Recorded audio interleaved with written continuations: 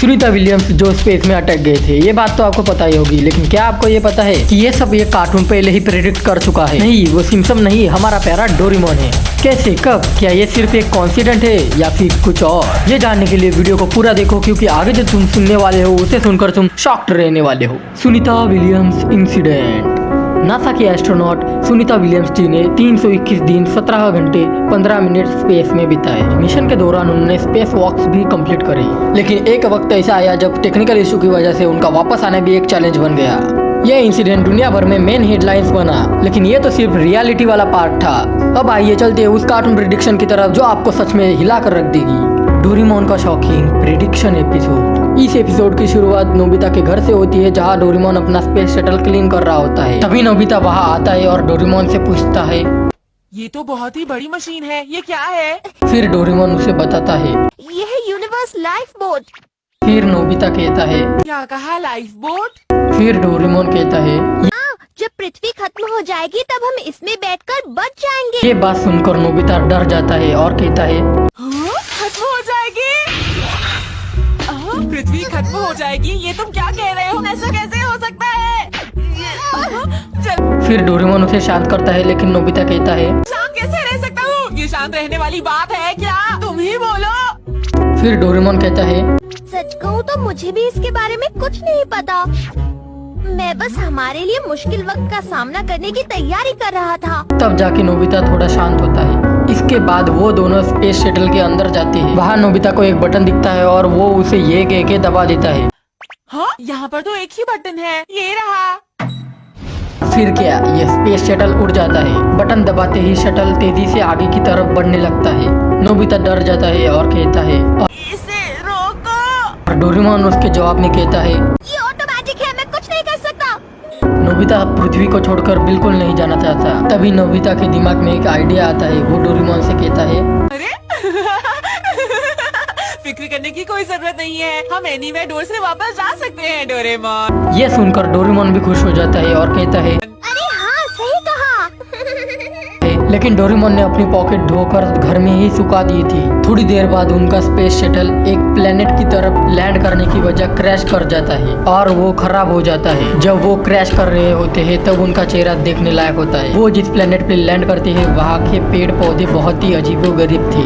उनके सामने एक बहुत बड़ा डेंजरस फ्रॉग मॉन्स्टर आ जाता है, लेकिन ये फ्रॉग मॉन्स्टर तो इनसे ही डर के भाग गया। फिर इनके सामने कई सारे गोलू मोलू क्रिएचर आते हैं। डोरेमोन को लगता है ये अच्छे लोग हैं, लेकिन वो तो इन्हें खाने के लिए इनके पीछे पड़ जाती है। लेकिन एक लड़की इनको बचा लेती है। वो लड़की इनको अपना शहर घुमाती है और घुमाने के बाद कहती है, फिर अगर तुम चाहो तो हमारे घर में रह सकते हो जब तक तुम्हारी बहुत ठीक न हो जाए। ये सब उस लड़की के घर की तरफ जाने लगते हैं। तभी इनको उस लड़की के पापा दिखते हैं, लेकिन उनके आगे एक ब्लैक कार आ जाती है। उस कार में से कुछ कुंडे निकलते हैं जो कि उस लड़की के पापा को परेशान करते हैं। लेकिन अचानक से डोरेमोन एक चूहे को देखता है और हड़बड़ी में गुंडों की तरफ गिर जाता है, जिसकी वजह से गुंडे के ऊपर बहुत से लकड़ियों के बॉक्सेस गिर जाते हैं, जिसकी वजह से उस लड़की के पापा बच जाते हैं। और फिर ये सब उस लड़की के घर जाते हैं और उस लड़की के पापा इन्हें घर में रहने के लिए परमिशन दे देते हैं। साथ में उस लड़की के पापा बताते हैं कि वो गुंडे लोगों को बहुत परेशान करते हैं और वो एक रिपोर्टर होने के नाते अपना फर्ज जानते हैं। थोड़ी देर बाद रात में डोरेमोन और नोबिता अपना स्पेस शटल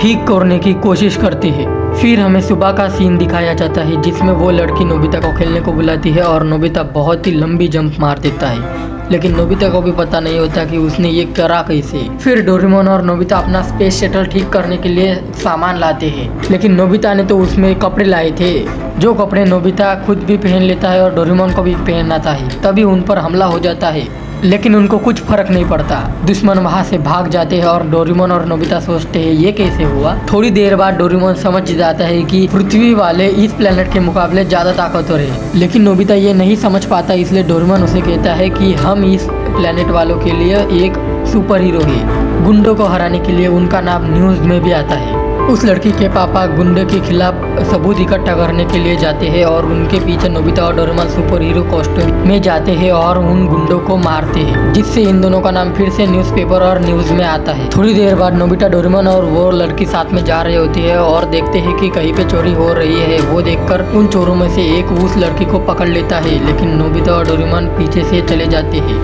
और सुपर हीरो कॉस्ट्यूम में आकर उन गुंडों को मारते हैं। लेकिन कहानी यहाँ खत्म नहीं होती, यहाँ तो कहानी शुरू होने वाली है। हमें पता चलता है नोबिता और डोरेमोन के पीछे शिजुका, जियान और सुनियो जैसे दिखने वाले गुंडे पीछे लगे हुए हैं और जियान जैसे दिखने वाला एक गुंडा नोबिता की फोटो ले लेता है, जिसमें वो लड़की भी आ जाती है। सीन शिफ्ट हो जाता है और वो गुंडे उस लड़की को सुबह किडनैप कर लेते हैं, लेकिन नोबिता और डोरेमोन सुपर हीरो कॉस्ट्यूम पहनकर उस लड़की और प्लेनेट को बचा लेते हैं और हमें असली विलन का पता चलता है। वो कौन था वो तुम एपिसोड में ही देख लेना। एपिसोड का नाम है ये। और फिर सीन शिफ्ट हो जाता है और हमें दिखाया जाता है कि स्पेस शटल की तरफ नोबिता और डोरेमोन बैठे हुए हैं। नोबिता बातें करते हुए स्पेस शटल के अंदर जाता है और कहता है कि तुम्हें पता है उस दिन मैंने ये बटन गलती से दबा दिया था डोरेमोन। और फिर से वो बटन दबा देता है, जिससे वो स्पेस शटल अपने आप ठीक हो जाती है और वो वापस आ जाते हैं। एग्जैक्टली सुनीता विलियम्स के मिशन जैसे, जहाँ टेक्निकल ग्लिच की वजह से उन्होंने अपना मिशन सफलतापूर्वक कंप्लीट किया। तो क्या ये सिर्फ एक कॉन्सिडेंट है या फिर डोरेमोन सच में फ्यूचर देख सकता है? और अगर ऐसा ही है तो हम और क्या एक्सपेक्ट कर सकते हैं? आपका क्या मानना है कमेंट में जरूर बताना। और अगर ये वीडियो इंटरेस्टिंग लगी तो लाइक, शेयर, सब्सक्राइब जरूर करना। और अगर आप चाहते हैं कि मैं ऐसे ही हिडन प्रेडिक्शन पे वीडियो बनाऊं तो मेरे चैनल को सब्सक्राइब करना मत भूलना। मिलते हैं नेक्स्ट वीडियो में, तब तक के लिए सायोनारा।